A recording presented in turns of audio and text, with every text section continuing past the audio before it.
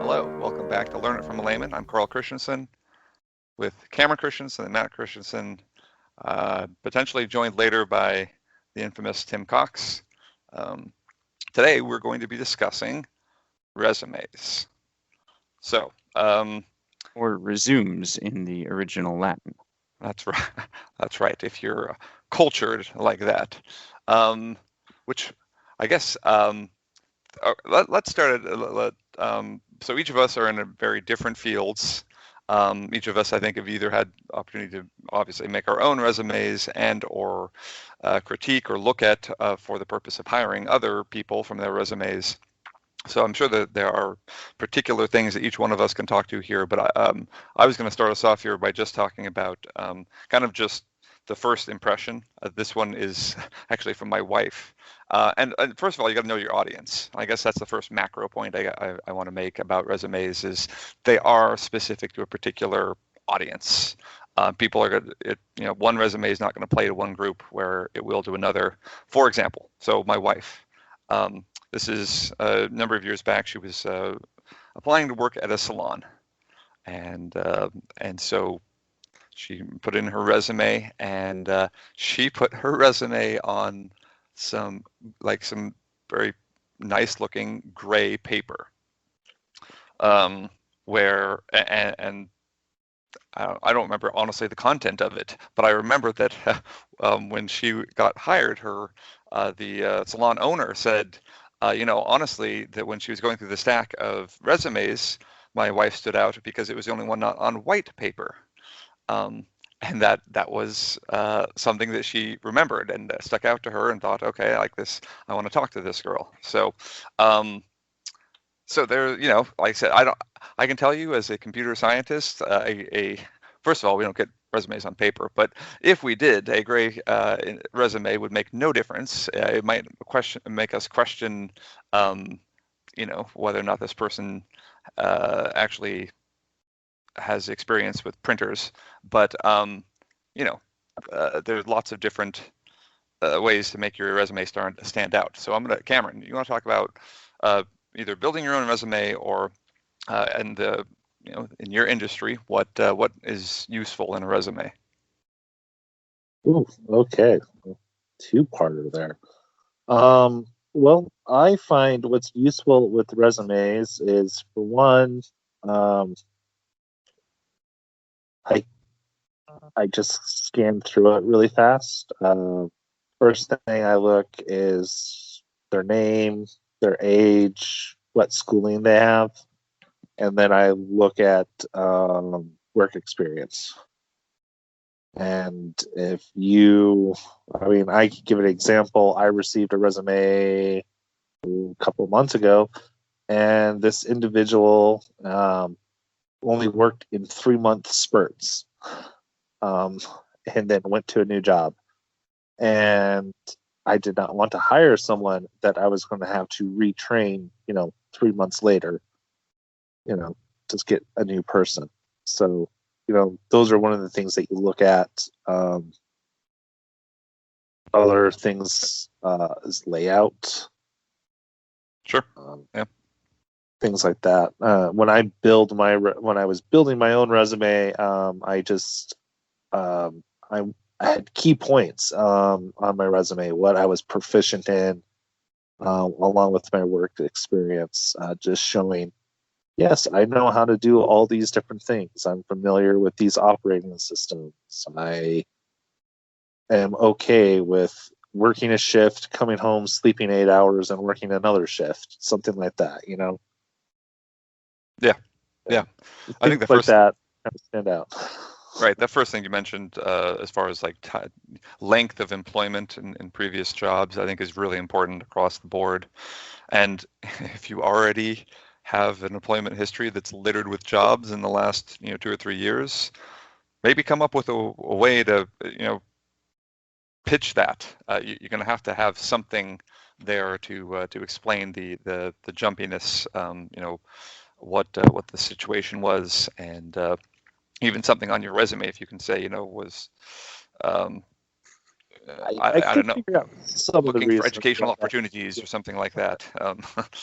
I But could figure out some of the reasons why some of it was jumpy. I was assumed we're going to college in Hawaii, and then they probably got sent home due to COVID. Go yeah, find a job, but there were obvious jumps that I could figure out why. Just looking, you know, stuff like that. But less obvious jumps like, why did you leave this place? It seemed like a decent job. sure. And those will be things that obviously, if you get an interview, you can explain. But in the resume itself, it can already be a Well, flag that maybe you won't get a yeah, call I was about. like, So you're not going to get an interview with me if I'm just like, yeah, this seems pretty worthless. Just right. Yep.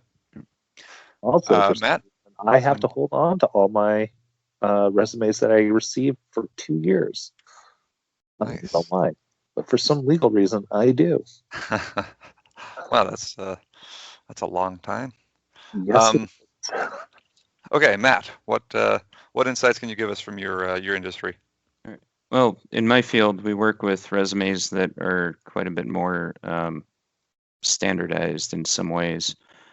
But the big thing that we look for is relevant experience. And that is first and foremost. We'll go through and we'll look at what you've done and in what capacity in terms of your either leadership or um, supervisory roles that you might have had, or just technical relevant work experience in the field that we're interested in. Now, that is again, Okay. as you, Carl, were saying right at the beginning, different resumes for different jobs. I work in a very technical field, and we are also much less likely to care about the color of the paper that the resume comes in on. We're looking for things that say competent and professional and relevant. Assuming you have that, you need to not blow it by something stupid. So we evaluate a resume, and your personal email address is like Shaman Monkey 25. Right. Okay. I get that you have relevant technical experience. I get that you have all these employee of the whatever awards, but so does all the other people that we're looking at. And their personal email addresses are things like Pro Engineer or Master Dynamicist 101 or things like that. And your Shaman Monkey 25. It's gonna cause, rightly or wrongly, a perception and a bias. Right. Uh, so that's a thought. Yeah. Other Uh, things that we look for in a resume, uh, we do look for accomplishments. Let us know if at your last area you were employee of the month or of the quarter. Let us know if you had your work recognized by some kind of professional or corporate organization. Let us know if you even if you got the honorary parking space for the month because you did something cool. Let us know about the good things that you have done. That really helps in your resume. At the same time, keep it professional and put in things that are relevant. Uh, if you won the office's best hair, don't put that on an engineering resume. If you won the office's best hair award, do put that in your resume to go work at a salon. Uh, Yeah. Make sure that whatever you're putting is relevant. so I'm assuming Matt's saying if I was looking to score maybe a job with him and I had the best paper airplane in my work because we had some random group activity, then I would put that on my resume. I mean, couch it in a way that makes sense. If you're going for an engineering job and you won a paper airplane contest, mention that you won a low-level office rapid engineering competition. You don't have to use the words paper airplane, but Right. say that you did something good. Yeah. Exactly. So one thing I do think that we need to mention is that you do you want it to be professional. You want it to, follow a particular, skill set that that they're looking for. But in however you can, like I guess Matt's been saying this essentially, but you want it to stand out. Um, you don't want it to look like every other resume in the way that they won't remember it, right? If it's I've won the Employee of the Month award or whatever, and so has everyone else that they're looking at, then snooze fest, right? I'm not interested, or at least you're not. Um, that's not going to make you stand out. So what you need to do is find a way to pitch it in a way that's new, that's unique, and so for example, in my resume that I have at the bottom I've added what I've titled my informal references section. It's just two little quotes, one from my current boss and one from a man I used to work with, and they're about me. They're just short little, 2 sentences.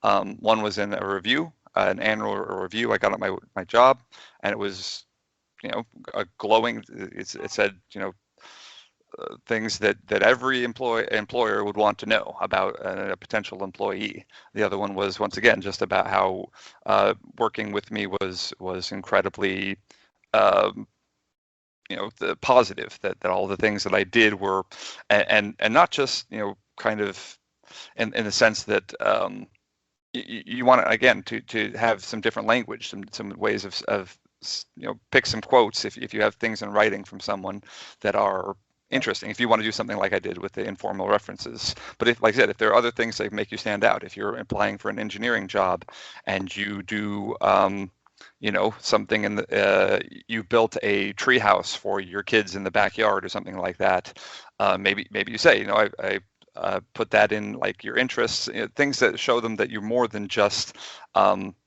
passively do a job and then go home and forget all about it, but it's something that you actually develop and are interested in. So we have been joined by Tim. I teased that you would join us, Tim, but we're talking a little bit about resume, things that can be useful in building resumes, or what can make your resume unique and useful. Tim, do you have any insights for us?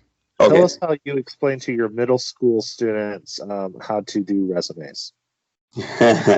Well, for them, I just tell them, look, you just write it in text language, TFL. Not And in LOLs. Yeah. Yeah, lots of emojis.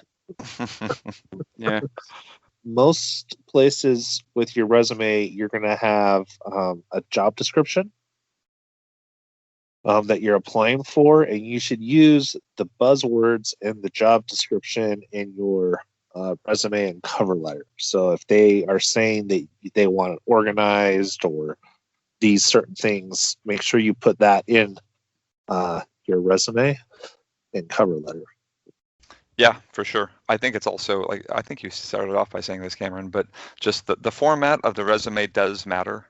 And if you're in a place where it's already pretty standardized, some large companies have, I don't know, I've never worked for a large company, but you have lots of different templates out there. There are, yeah. You want it to be, I mean, obviously professional, but you want it to be very logical. I think it flows very easily, and they can, and the important things stick out. So don't overcomplicate it, I guess, is my advice here. So I've looked at resumes where it takes me 30 seconds to figure out what is going on. There are boxes everywhere. There are a million descriptions about every job. I'm like, I don't need that type of, anytime, you've told sometimes keep your resume to one page. Generally, that's, I think, good. In some cases, depending on the job and the particular level of expertise necessary for that job, maybe 2 pages, right? But most employers that are looking at a resume know kind of what they're looking for, and hopefully as an employee or as someone looking for that job, you've also already figured out kind of at least the things that they're looking for, and you can condense that to the point where you're taking out all the other junk that's unnecessary. The fact that you were an Eagle Scout, probably no longer relevant in your 30s. I could be wrong. Maybe you're applying for a position with the Boy Scouts, so then it would be relevant. They went bankrupt. Oh, right. Well, so don't apply for a job with them. But with the Girl Scouts. There you go. Okay.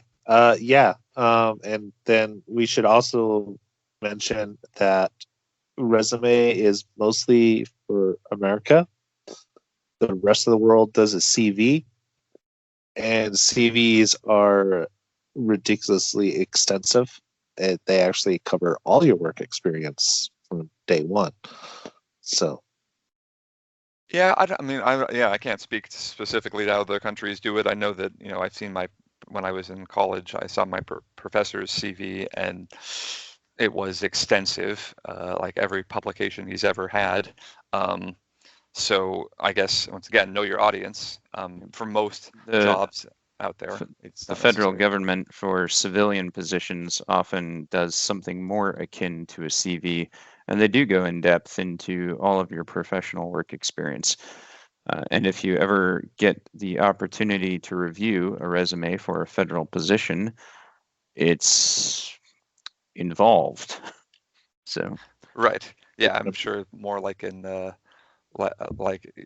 you're filling out like a government form as opposed to doing a standard. It's kind of a government format rather than a form, but it is lengthy. Right. It is much more akin to the CV style thing than the one-page resume for civilian positions. For other types of positions, it's very different.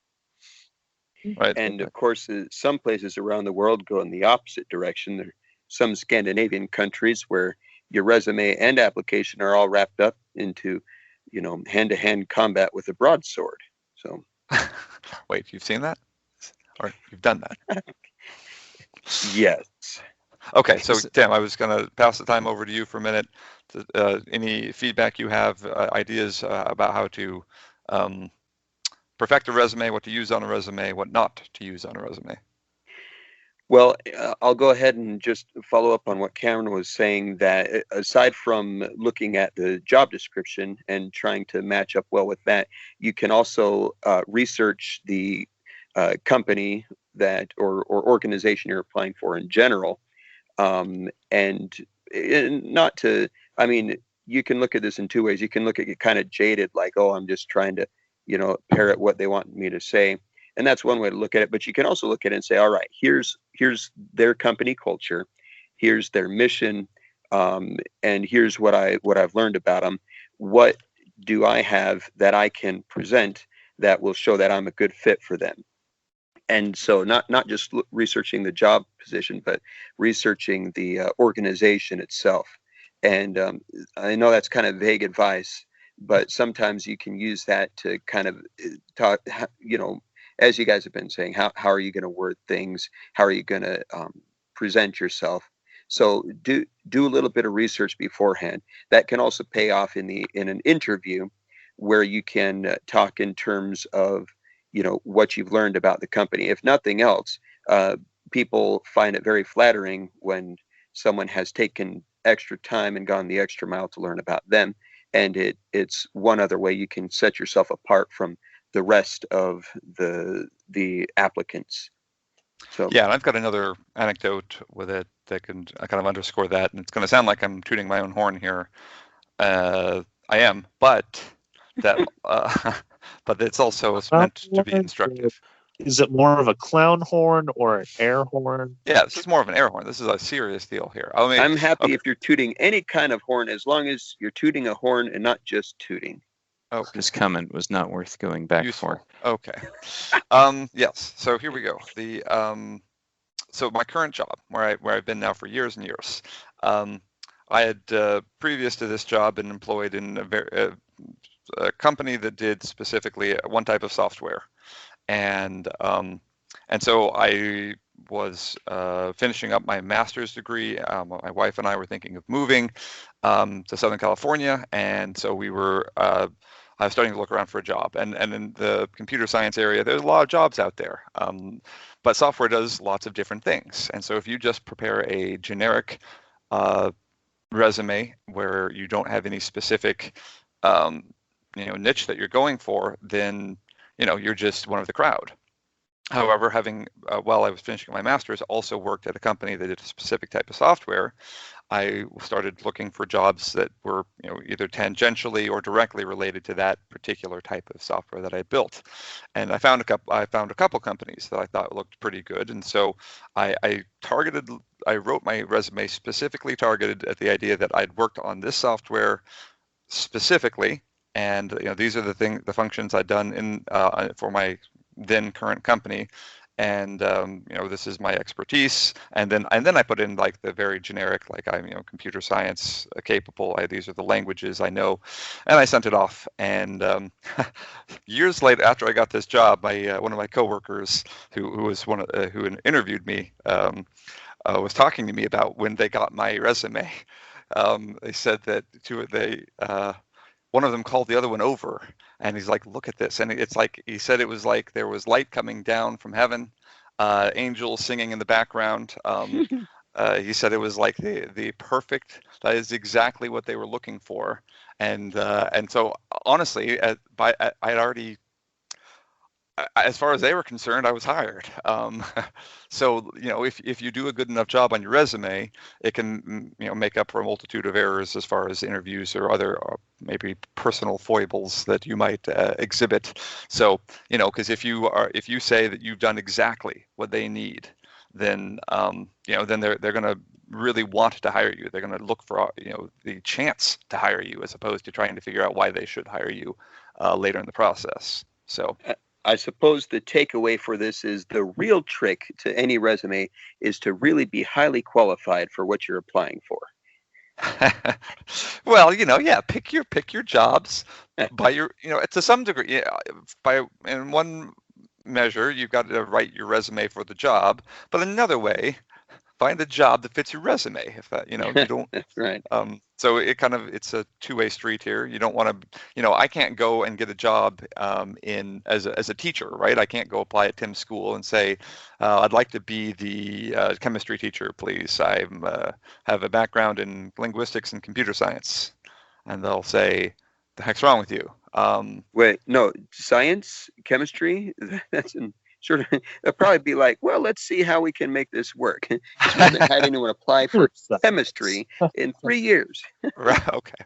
Well, that's true. I guess also I'd never apply for a junior high position. Yeah, that's right. Why would you? What kind of masochist do you think I am?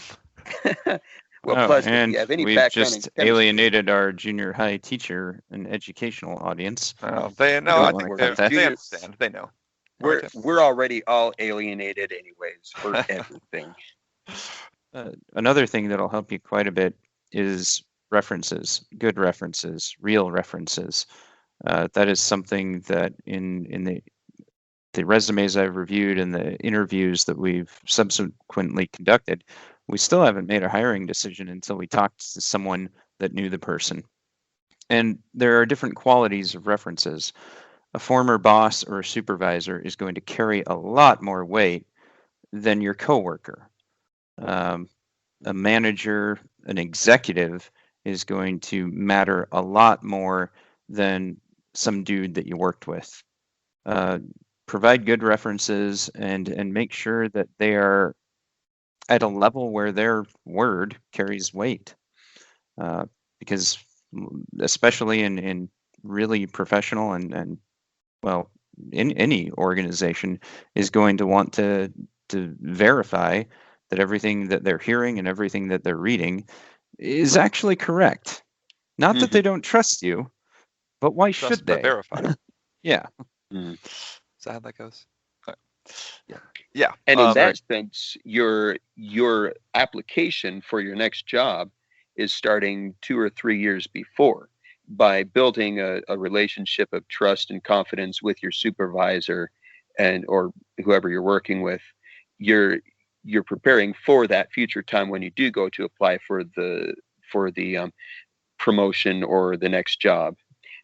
If you have an antagonistic relationship with your boss, you're just, kicking out a leg out of your chances. Hey, Yeah. so two other things that I think might be worth addressing at some point, depending on how you want to do this. We can do interview, and we could talk about other types of things, not necessarily in the resume, but just things to be aware of when job hunting. Yeah, I mean, we can touch on those now. Before we move on from resume, though, let's talk just very briefly. I already mentioned format matters, but it needs to be standard. I've also seen resumes that come in and that are just horribly formatted, just like indented here, tabbed here, a couple extra spaces here. This is clearly a conversion from a PDF to a Word document or something along those lines. And it's like, what you got to standardize this, or I'm just chucking it. Like I have no interest in trying to figure out which date goes with which job. That should flow pretty easily from the resume. And then obviously you want to make sure that there are no grammatical errors, that there are no typos. So have someone else read your resume.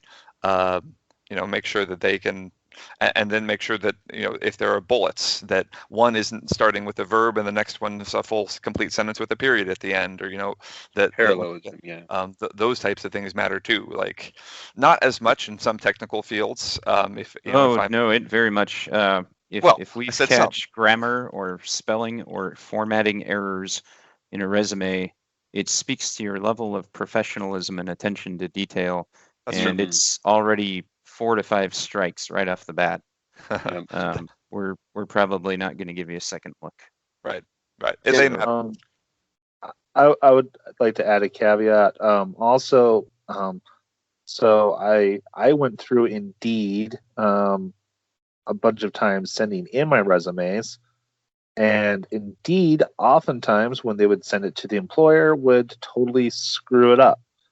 Like, it would look perfectly on my side, but after it went through the system, it screwed up my resume. And I've seen quite a few other people, like, they'll send a resume in, and then the one I get from Indeed is all messed up.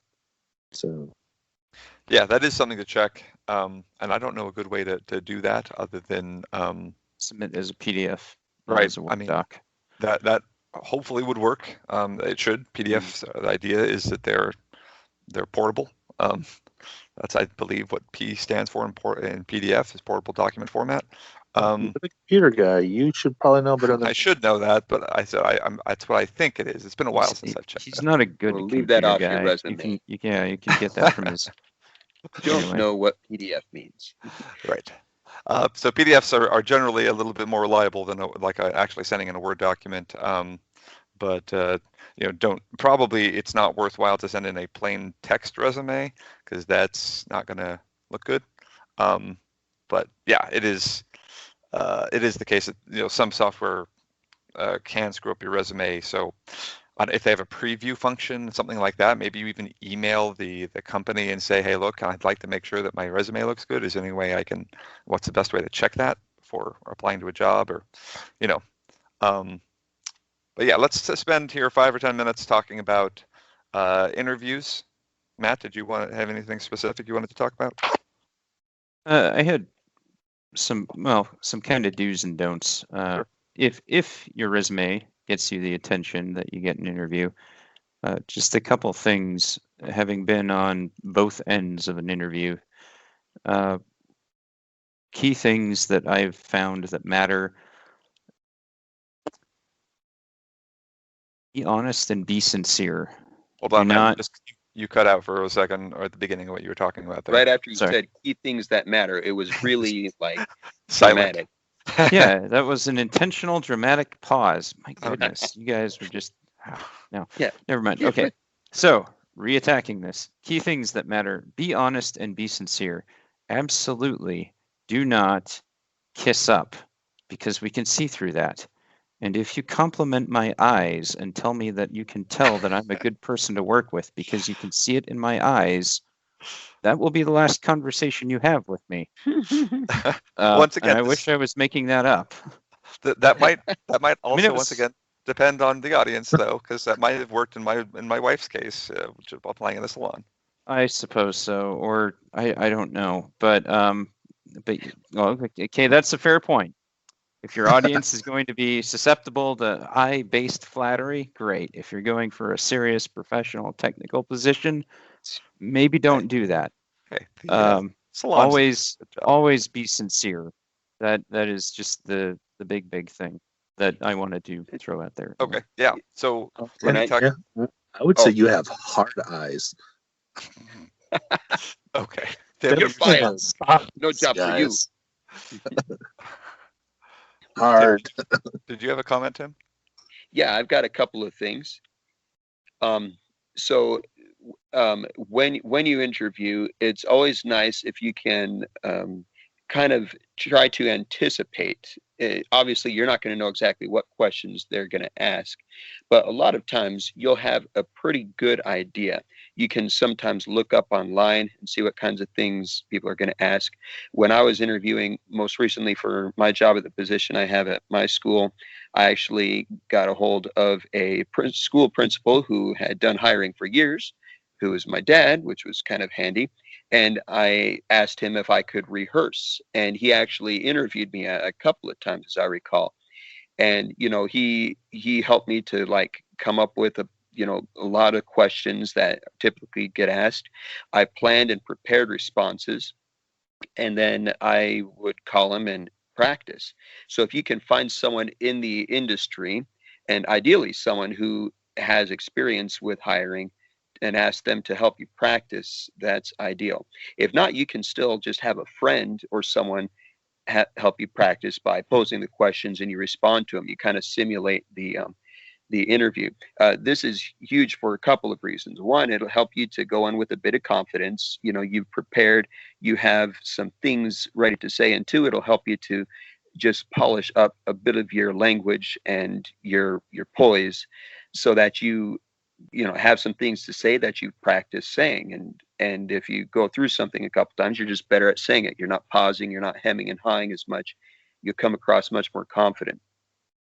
And then my second point is you want to have, when you respond, it's ideal to respond with like anecdotal type responses. In other words, tell a story. It doesn't have to be like a full on, sit down for this. It's going to be a wild story.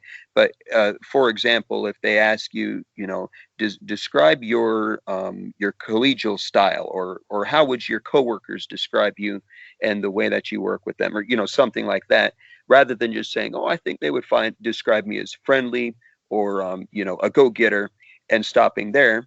You could say that, and you say, for example, there was one time when my coworker had to call in sick, and so they called me, and I helped to cover blah blah blah. And if you can give a story that illustrates rather than just speaking in vague terms, you really lend some concrete force to your interview, and the interviewers come out with a much better and clearer idea of who you are, and a deeper, and you want them to have that deeper feel for your good qualities. That's actually really good, Tim. I Hey. In one of my trainings that I had to go do for my corporation, they actually showed a video that actually told us to do exactly that. If they didn't proffer one, we should actually ask, can you think of a time and give me an example? So if you can already come up with one, that is much better. Yeah, it certainly matters. I think it's so for you guys have all talked about the interviewing style, and that does matter. There are fields such as the one that I work in, which is kind of the computer science area, where I can't say that it doesn't matter, but it matters significantly less than I think it does in lots of other fields, because there's not a lot of interpersonal work. You work with your colleagues still just centers around coding, and there's kind of this understanding that there are some quirky people that work on computers out there. It doesn't mean that being a charismatic person doesn't have its benefits in an interview, even for a technical position, because it does. It'll set you apart as long as you also have the technical skills to go along with it. And so, in interviews that I was always that I had, really you have to brush up on your technical skills. You can't go into an interview hoping that your resume saves you because it looks really good. If you go in just blank slate and you don't know some of the technical questions they might ask you, you can get blown out of the water. Because, like I said, in my area, they'll ask you specific questions about computer languages, specific questions about algorithms, specific questions about operating systems and computer management, lots of different things. And if you've in the last few years just been working on one specific thing for a company, and you haven't broadened or refreshed your skills since then, then you're going to blow your chance at this whatever job you're applying for. So refreshing technical skills matters a lot in my industry. It makes the difference between a hire and a not a hire. But once again, it does matter that how you handle things. So it is the case that we'd ask technical questions in the interviews that I take part in, as far as asking for specific coding examples. So we'd give them a problem and ask them to solve it. And usually, people that we hired solved it. But every once in a while, if, as long as they were working, they did put some work in, were moving the right direction, and had otherwise impeccable credentials, we've offered people jobs based on that as well.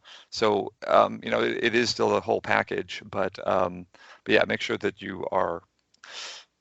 you're prepared for it. I did have once I was in an interview where it was a student just coming out of college. So to let him slightly off the hook, maybe this is one of his first interviews, we gave him a coding question and he struggled mightily. I mean, just badly. And we understand that, and we often feel some empathy for it.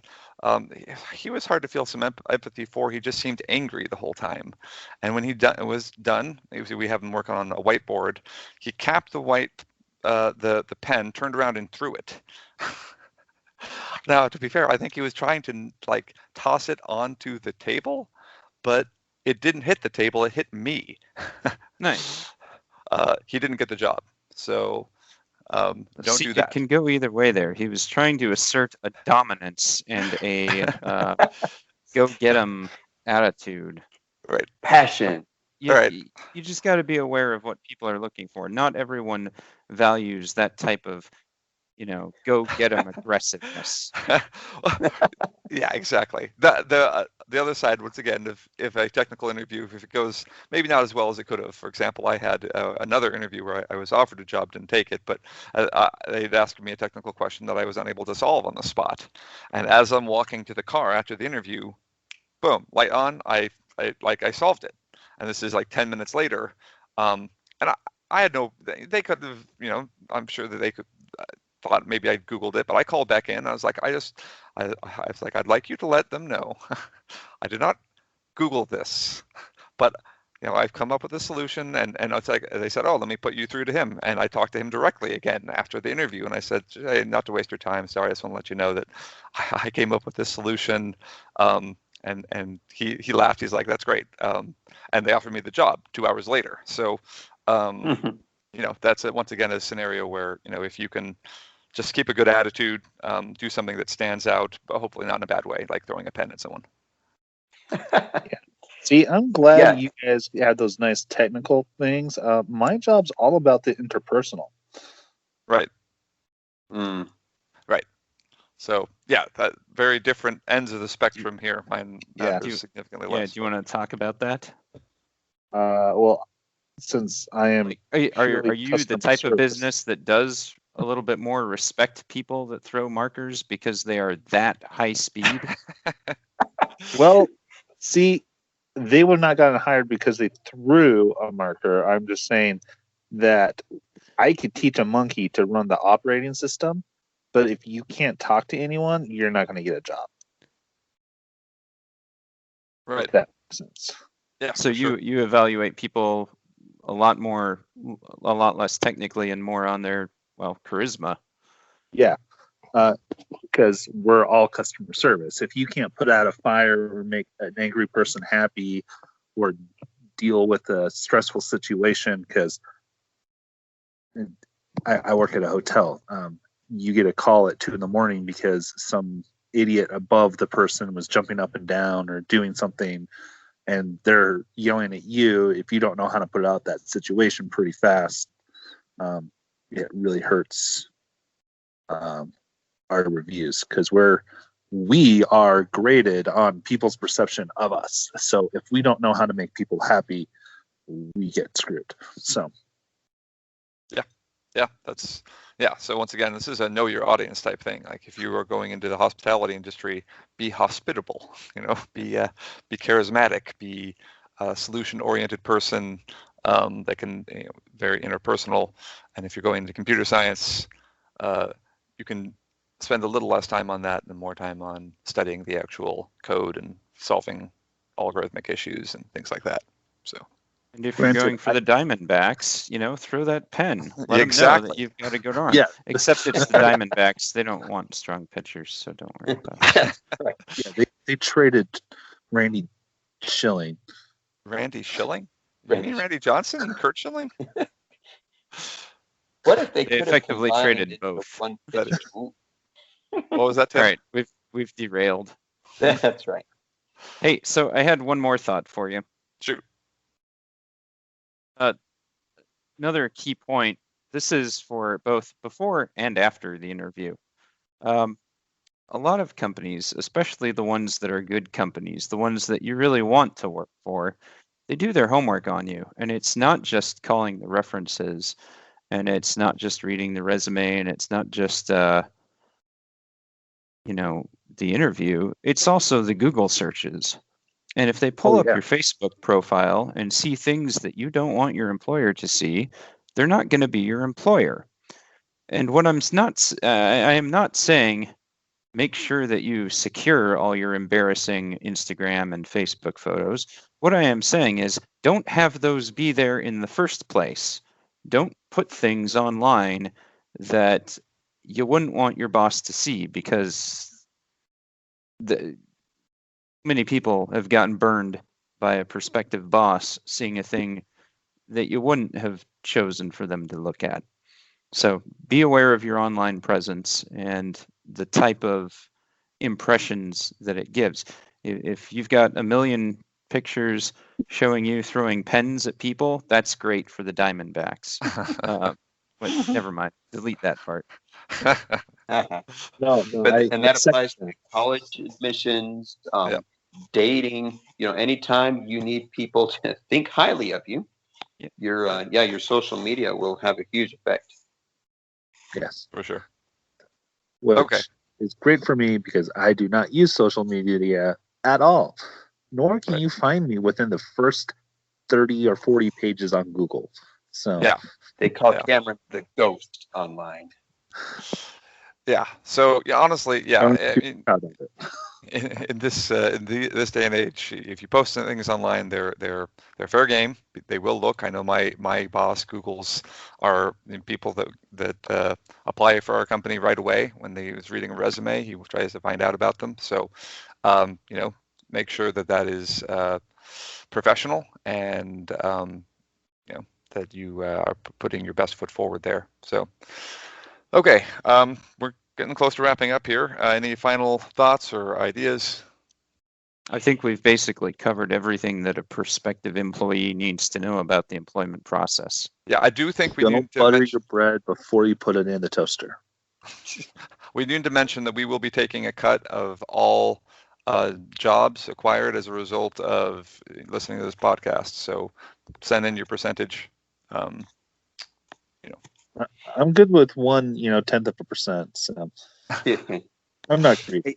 Hey, Carl, this might be a good time to mention, speaking of resumes, that Learn It from a Layman is looking to hire an intern. I don't think we are. Well, it's not a paid position, but you get lots of good industry experience. That's right. If you want to manage our social media, you let me know. and then throw a pen at me, and we'll decide based on the velocity. Okay. Yeah, that's I think really useful. I hope everyone found something useful in the information and the opinions here. So have a look at that resume if you're applying for a job. Get someone else to look through it, and then study up before you have an interview. And good luck. Hopefully you get the job of your dreams. And we'll see you back again next episode.